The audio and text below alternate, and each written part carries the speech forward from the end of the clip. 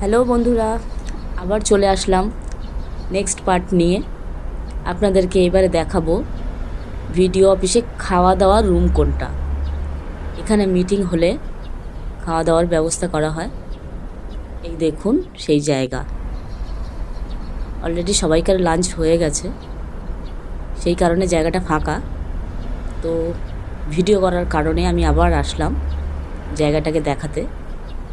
এই দেখুন পুরো এরিয়াটা জুড়ে ঠিক আগেকার যুগের বিয়ে বাড়ির টেবিলের মতো। দেখুন এই যে পুরো পার্টটা দেখালাম, এখানে মিটিং হলেই এখানে খাওয়া দাওয়ার ব্যবস্থা করা হয়। এই দেখুন এই দাদা ভাই অলরেডি কাজকর্ম গুছিয়ে চলে আসছেন, এবারে হয়তো রুমটা বন্ধ করে দেবে। তো আপনাদেরকে দেখানোর সাথে সাথে বেরিয়ে গেলাম রুম থেকে। এবারে দেখাবো সামনের দিকটা। পুরো সামনে যে মাঠটা আছে, এই মাঠটা পুরোটা এরিয়া গ্রাউন্ড করে রাখা আছে। পুরো নিরিবিলি পরিবেশ দেখতেই পাচ্ছেন।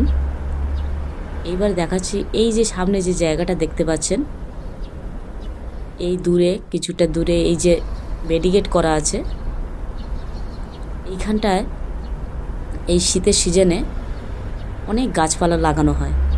এদের দেখুন মাটি খুঁড়ে রাখা হয়েছে। এই সিজনে ডালিয়া, কসমস, অনেক রকম ফুল লাগানো হয়। আর এই গাছগুলো দেখুন, আমি প্রথমে ভেবেছিলাম এটা প্লাস্টিকের, কিন্তু না, পরে এটা দেখলাম না, এটা প্লাস্টিকের নয়, এটা মানে জীবিতই গাছ। এই দেখুন গাছগুলো সুন্দর করে ছাঁটাই করে কাটা আছে। এই দেখুন পুরোটা দেখবেন অনেক সময় প্যান্ডেলে এই গাছের পাতাগুলো ফুলের তোড়াতে লাগানো হয়, ফুলের বুকেগুলোতে লাগানো হয়, দেখতেই পাচ্ছেন।